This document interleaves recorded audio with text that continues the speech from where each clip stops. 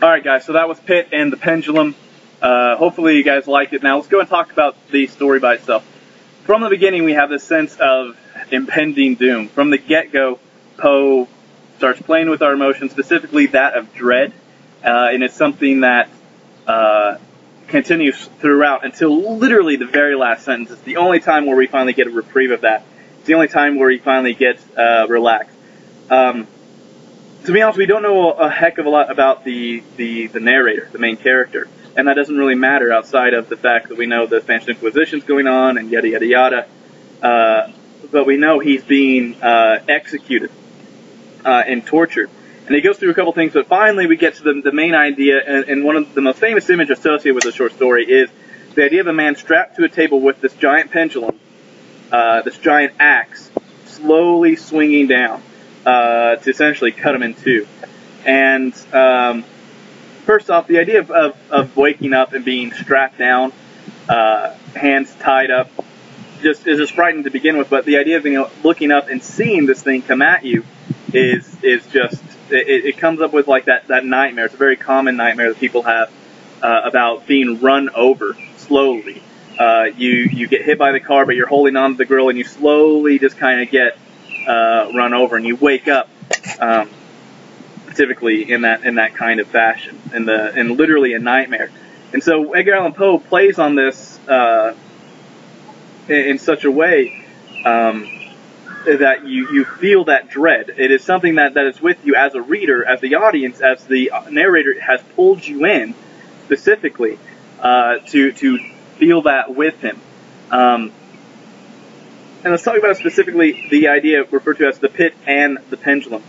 Even though we know for a fact, as we read on there, that the main character does in fact manage through use of the rats, which is another aspect of horror coming into play. You know, the pit is obviously it's literally a pit. It's full of these disgusting carnivorous rats.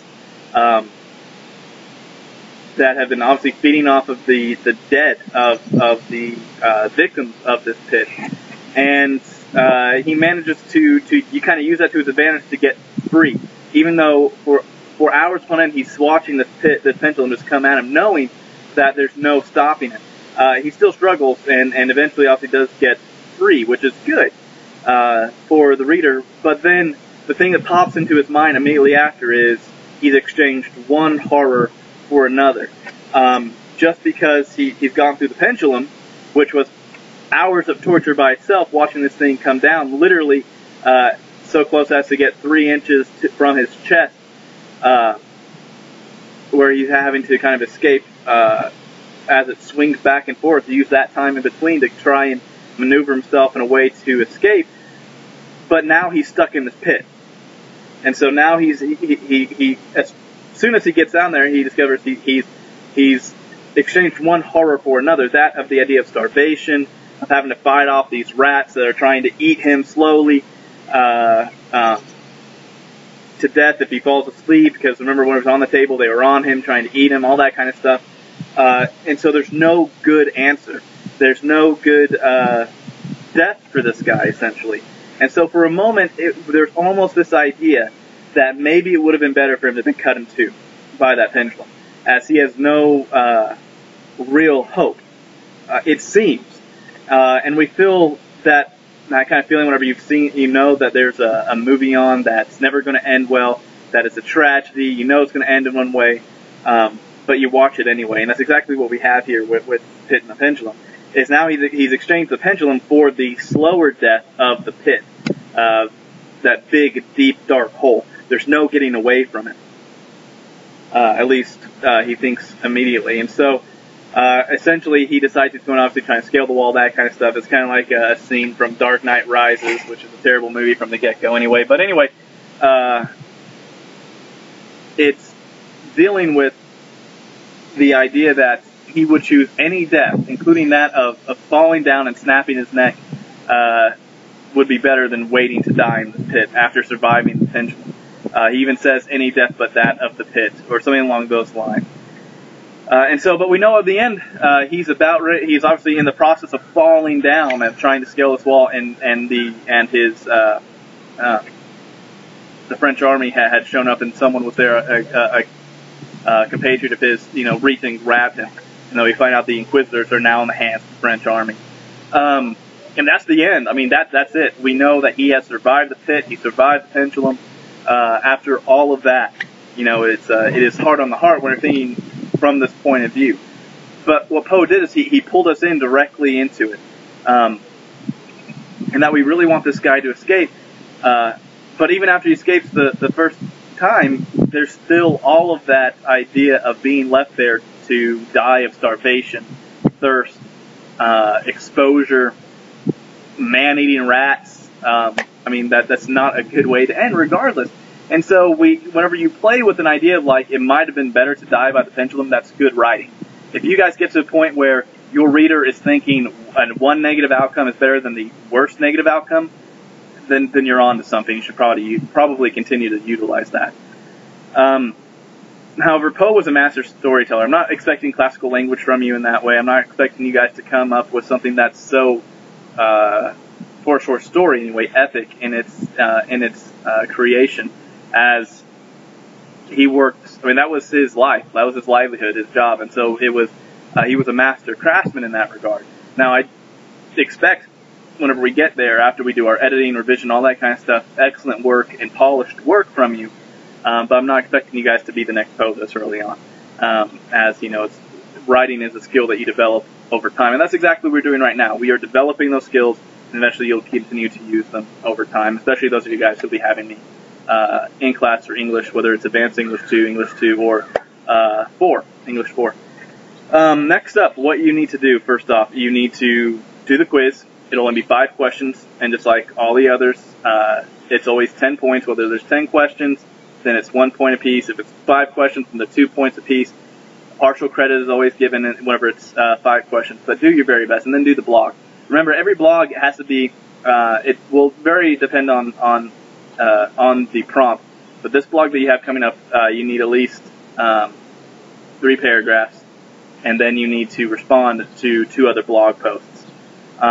After you get through your quiz and your blog, then just click on the next pre-lecture for our very next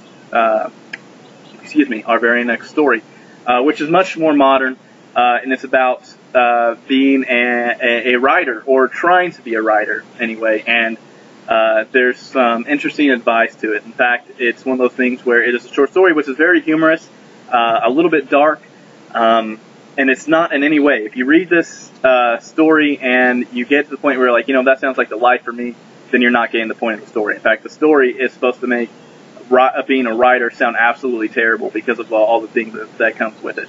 Not to dissuade you from writing, but it's very much a quintessential twist on what all college writers go through. So anyway, there is your post lecture for Edgar Allan Poe's Pit and the Pendulum. Now do your work, okay? Blog, quiz, go on to the next stories. Hopefully you guys are enjoying the course so far. I know a lot of you guys have emailed me that it's going well, which is very, very good. I know we've lost a few people as far as dropping the course. Not a whole lot. But some of you guys still have not emailed me that you're still doing the course by the 5th deadline, which was yesterday, or was on Friday. So I'm not sure what they're going to do about that.